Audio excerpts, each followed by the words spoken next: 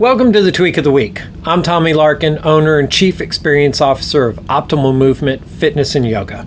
Today, our friend Flipper would be a great model to demonstrate our work in Dolphin Push-ups.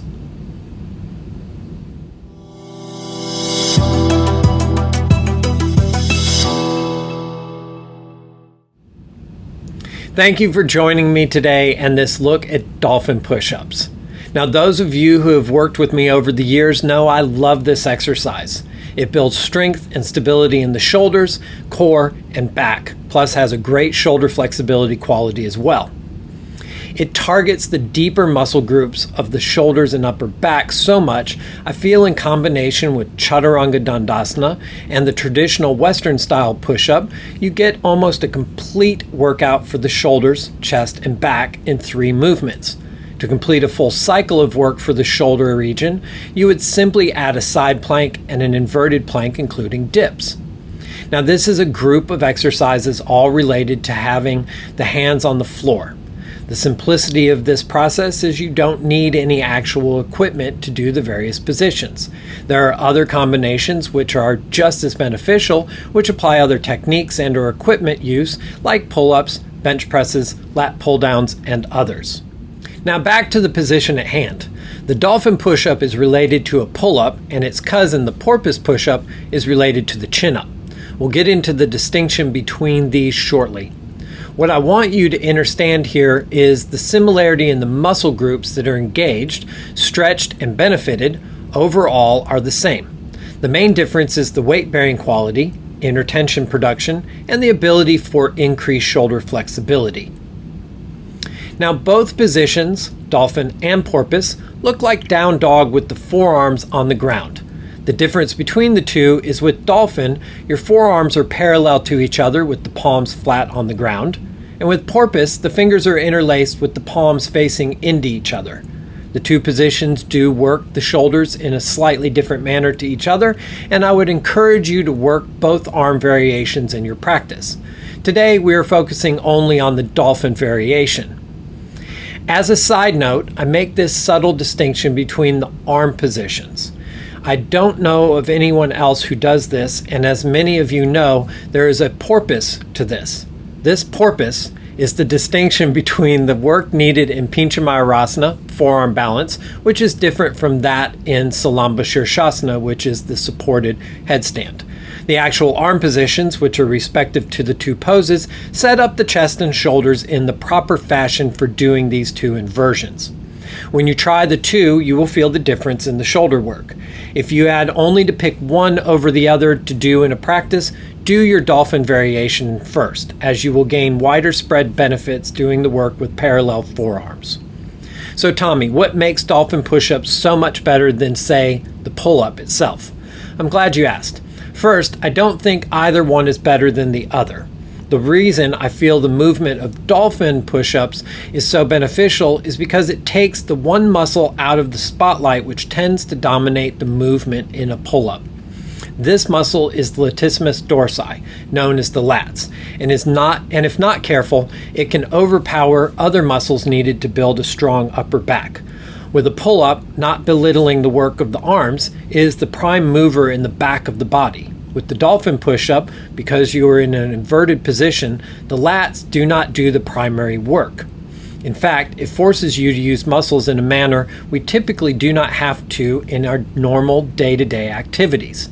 This in turn increases the shoulder joint stability and makes the shoulders and upper torso region stronger. In addition, the initial starting position, the arms are such that you press back towards the hips. The shoulders are put into a position where they must establish neutral space in the joint and joint stability, i.e. not sinking into the shoulders. Within this position, the ability to extend the hips away from the arms, just as in downward facing dog, increases the length of the elbow to mid-torso region. This means we get a stretch and with time increased muscle length, i.e. more flexibility. As we then add in the actual movement of the push-up, we build up our capacity for efficient and increased shoulder mobility. This comes as a result of maintaining the aforementioned neutral space in the joint and a continued lift in the chest away from the floor. So let's look at the movement. Before we set up our pose, 2 quick notes. The movement should resemble the way a dolphin looks when jumping in an arc out of the water. Therefore, it is important to make sure the hips stay high and lifted.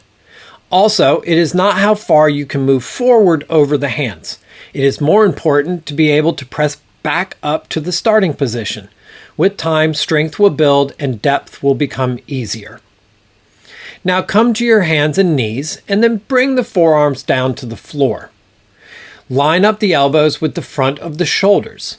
The elbows should be shoulder width apart and the forearms parallel to each other. With the palms flat on the floor, engage the vital lines of energy in the arms.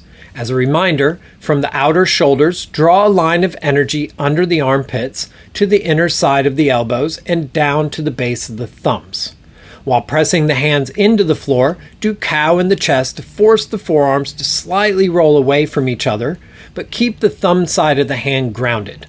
This is the line back from the hands to the shoulders. Looking at the space between your hands and maintaining the other actions, do cat in the belly and lift the hips as the legs straighten. Now add the vital lines of energy of the legs. Feel the inner legs move towards the feet and feel the outer legs draw back towards the hips. If you looked at yourself in a mirror, it would appear you are in downward facing dog with your forearms on the ground. On the next inhale, continue looking forward and keeping the hips high and the legs engaged. Draw the chest towards your hands. On the exhale, press back to our starting position and continue looking between the hands. Let's do a few more. On the inhale, move forward over the hands. As you exhale, press back. Inhale, move forward over the hands. Exhale, press back. Inhale, move forward over the hands.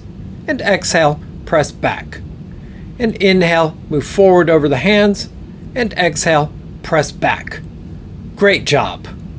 Now, lower your knees to the floor, sit back in child's pose, or lie flat on your belly. That was 5 rounds. If you found this many to be a little too challenging, then work to do 3 rounds. With time, you can build back up to 5 and more. As part of your overall practice, I recommend working up to a total of 10 rounds in a practice.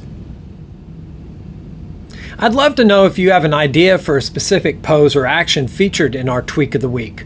Visit the Connect page on our website, omfe.com, to send me your idea.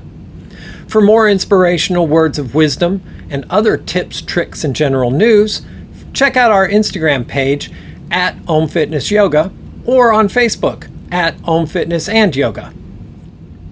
I hope you liked today's tweak, and again, thank you for joining me. Until next week, be excellent to one another and have an amazing day.